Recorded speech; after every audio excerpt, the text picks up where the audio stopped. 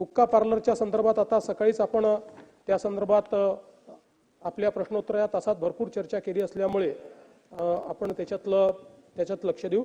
Dadasaheb Phalke international film festival घोटाळा हा खरोखर मला असं वाटतं की अतिशय ज्याला म्हणता येईल म्हणजे शब्द योग्य नाही पण गमतीशीर आहे की काही व्यक्ती नुसता नाव वापरून वेगवेगळ्या राज्यांना देखील गंडवू शकतात।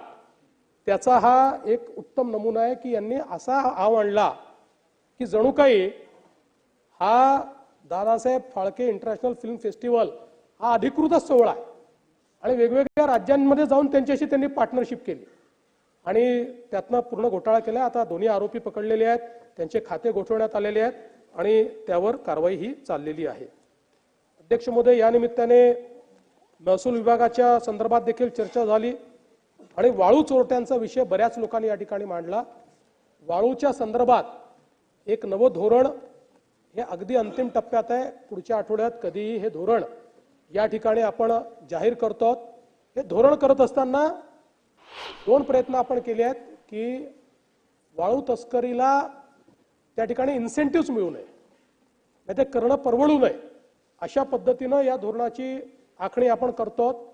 आणि कालच धोरण होतपर्यंत आपल्या ज्या विविध घरकुलाच्या योजना आहेत, प्रधानमंत्री आवास योजना असेल किंवा इतर योजना असतील राज्याच्या, या सगळ्या योजनांच्या जे आपले लाभार्थी आहेत त्यांना वाळू मिळाली पाहिजे या संदर्भात माननीय महसूल मंत्र्यांनी कालच त्याचा निर्णय घेतलेला आहे।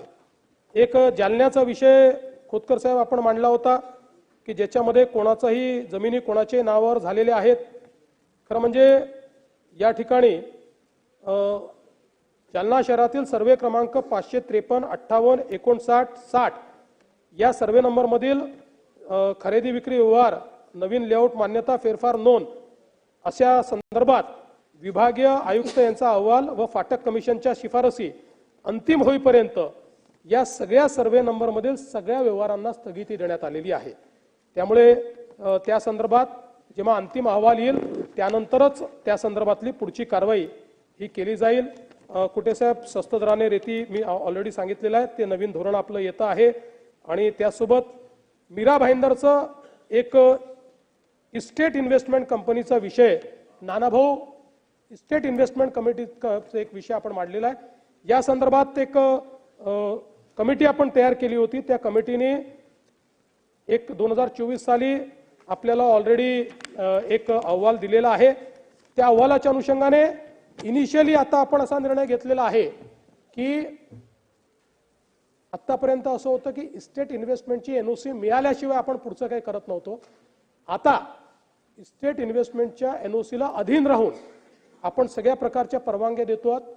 इस्टेट इन्व्हेस्टमेंटची एनओसी याकरता घ्यावी लागते की त्या संदर्भात कोर्टात केस चाललेली आहे, कोर्टाने एक निकाल दिलेला आहे, परंतु त्याही संदर्भात आता वरिष्ठ आपल्या सचिवांना सांगितलेलं आहे की या केसचा फॉलोअप करून आणि या ठिकाणी ही केस निकाली काढणं आणि हा स्टे त्या ठिकाणी हटवणं या संदर्भातले निर्देश देण्यात आलेले आहेत।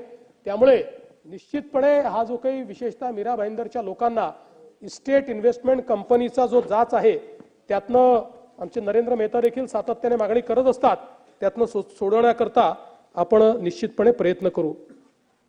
शेतमालाच्या भावाच्या संदर्भात या ठिकाणी आपण सांगितलं, आपल्या सर्वांना कल्पना आहे की केंद्र सरकारने आता कांद्यावरची 20% जी काही ड्यूटी होती ती हटवली आहे आणि ड्यूटीच्या काळातही सगळ्यात महत्त्वाचं आहे की कांदा स्थिरीकरण योजना आपण राबवली आणि रबी हंगामामध्ये रबी 24 मध्ये नाफेडकडनं 2,22,331 मेट्रिक टन तर एनसीसीएफ कडनं 2,42,136 मेट्रिक टन असं 4,46,967 मेट्रिक टन कांद्याची खरेदी ही आपण त्या ठिकाणी केलेली आहे।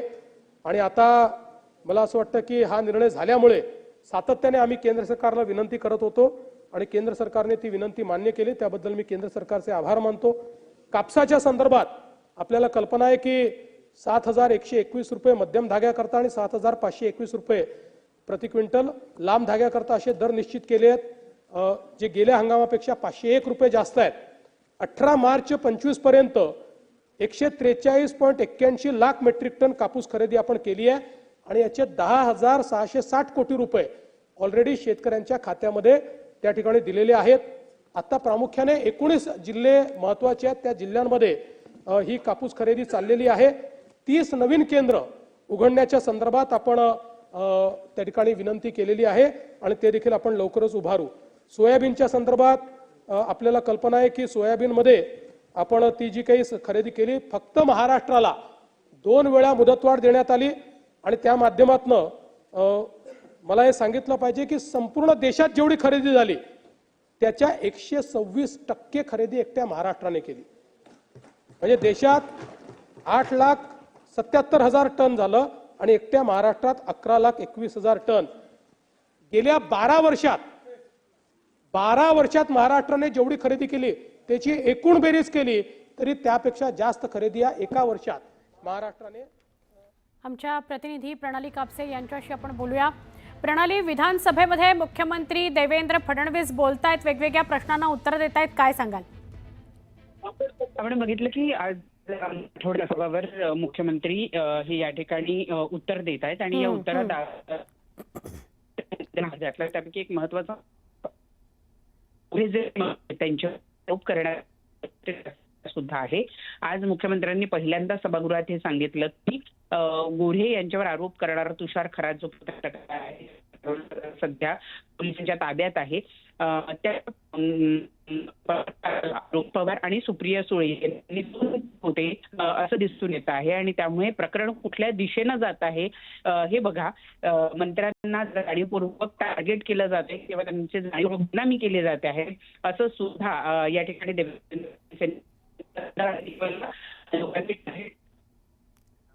खरं. प्रणाली काही क्षणासाठी थांबवतो कारण आपला सलग आवाज आमच्यापर्यंत पोहोचत नाहीये. पण जयकुमार गोरे यांच्यावर जो आरोप झालेला होता त्यांच्या फोटोंसंदर्भात, ते एका महिलेला पाठवले या संदर्भात, त्यावर मुख्यमंत्री बोलतायत. मर्यादेत प्रति हेक्टरी 20,000 रुपये बोनस देण्याचा निर्णय घेतलेला आहे. 1,800 कोटी रुपये याला लागणार आहेत आणि या निमित्ताने शेतकऱ्यांच्या पाठीशी आपलं सरकार हे उभं आहे.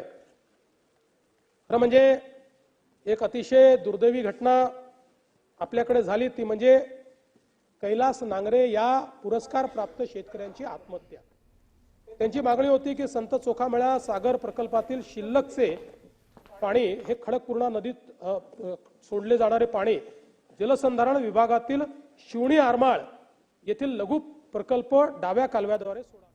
मोठी बातमी बघूयात. मुख्यमंत्री देवेंद्र फडणवीस यांनी महाराष्ट्राच्या राजकारणातील सर्वात मोठा गौप्यस्फोट केलाय.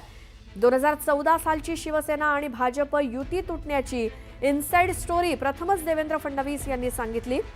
शिवसेनेला जेव्हा 147 जागा देण्यास आम्ही तयार होतो आणि त्यांचा मुख्यमंत्री होईल आणि आमचा उपमुख्यमंत्री होईल हे सुद्धा ठरलेलं होतं असं मोठं विधान देवेंद्र फडणवीसांनी केलं. मात्र उद्धव ठाकरे हे 151 जागांवरती ठाम राहिले आणि युती तुटली असा गौप्यस्फोट फडणवीसांनी केला. दरम्यान शिवसेना 147 आणि भाजप 127 असा भाजपचा शिवसेनेला प्रस्ताव होता. मात्र उद्धव ठाकरे 151 जागांवरती अडून बसले असा दावा देवेंद्र फडणवीसांनी केला. तसंच तुमचा मुख्यमंत्री बनेल आणि आमचा उपमुख्यमंत्री बनेल, पण विधात्याच्या मनात काही वेगळंच होतं, मलाच मुख्यमंत्री बनायचं होतं असं वक्तव्य देवेंद्र फडणवीस यांचं.